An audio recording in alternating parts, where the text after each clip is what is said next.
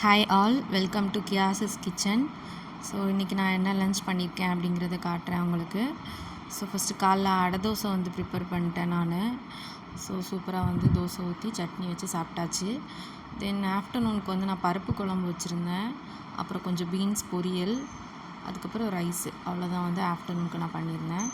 So இதே நான் வந்து என்னோடய ஹஸ்பண்ட்க்கு வந்து பேக் பண்ணி கொடுத்துட்டேன். அதுக்கப்புறம் அவங்களுக்கு எக்ஸ்ட்ராவாக வந்து கொஞ்சம் ரோஸ் மில்க் சர்பத் வந்து ரெடி பண்ணியிருந்தேன். ஸோ அதையும் வந்து பேக் பண்ணி கொடுத்துட்டேன். நானும் காலையில் டிஃபன் வந்து தோசை அண்ட் சட்னி வச்சு சாப்பிட்டுட்டேன். ஸோ நல்லா இருந்துச்சு. நெக்ஸ்ட்டு வந்து கொஞ்சம் நெக்ஸ்ட் டேக்கு ஆப்பம் ரெடி பண்ணலான்னு சொல்லி பச்சரிசி ஊற வச்சுருந்தேன். ஒரு சின்ன கிளாஸில் 3 கிளாஸ் வந்து நான் வந்து ரைஸ் போட்டிருந்தேன். அப்புறம் கொஞ்சம் தண்ணி போட்டு நல்லா ஊற வச்சுட்டேன். ஸோ எனக்கு அப்பப்போ கொஞ்சம் ஸ்வீட் சாப்பிட்ணுன்னு தோணுச்சு அப்படின்னா அந்த மாதிரி பிளாக் கிஸ்மிஸ் எடுத்து சாப்பிடுவேன். எனக்கு அது ரொம்ப பிடிக்கும்.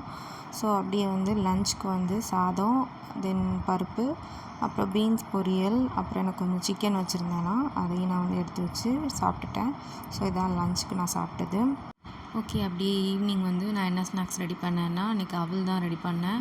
ஸோ அவலை 2 டைம் வாஷ் பண்ணிட்டு 2 மினிட்ஸ் வந்து தண்ணியில் சோக் பண்ணிவிட்டு, தென் கொஞ்சம் தேங்காய், நாட்டு சக்கரை போட்டு மிக்ஸ் பண்ணிட்டேன். ஸோ சூப்பராக அவல் ரெடி ஆகிடுச்சு. சைட் பை சைட் டீயும் வச்சுட்டேன். ஸோ நானே ஹஸ்பண்டும் ஈவினிங் வந்து இதை தான் சாப்பிட்டோம்.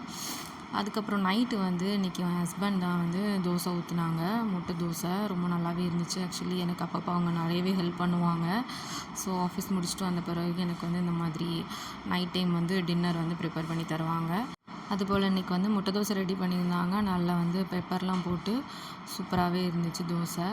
ஸோ நல்லா நிதானமாக பண்ணுவாங்க, பொறுமையாக. ஸோ நாங்கள் வந்து முட்டை தோசை அண்ட் நார்மல் தோசை 2யுமே வச்சு இன்றைக்கி வந்து டின்னர் வந்து சூப்பராகவே வந்து சாப்பிட்டுட்டோம். அண்டு ஆஃப்டர்நூன் ஆல்ரெடி வந்து ஊற வச்சுருந்தேன்னு சொன்னோம்ல ஆப்பத்துக்கு. ஸோ அந்த பச்சரிசி வந்து நல்லாவே ஊறிடுச்சு. ஸோ ரொம்ப ஏர்லியராக நம்ம அரைக்க வேணாம் அப்படிங்கிற காரணத்தினால கொஞ்சம் லேட்டாக அரைச்சா தான் வந்து கரெக்டாக இருக்கும். இல்லாட்டா ரொம்ப புளிச்சிருங்கிறனால பச்சரிசி வந்து ஊற வச்சுருந்ததை மிக்ஸி ஜாரில் போட்டு தென் கொஞ்சம் தேங்காய் வந்து போட்டிருந்தேன். ஆல்ரெடி நம்மகிட்ட கொஞ்சம் தோசை மாவு இருந்துச்சு. ஸோ தேங்காய் போட்ட பிறகு தோசை மாவு கொஞ்சம் வந்து போட்டுக்கிட்டேன்.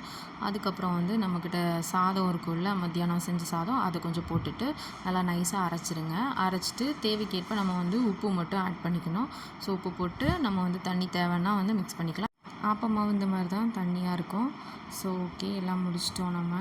அண்ட் தேங்க்ஸ் ஃபார் வாட்சிங், சப்போர்ட் மீ.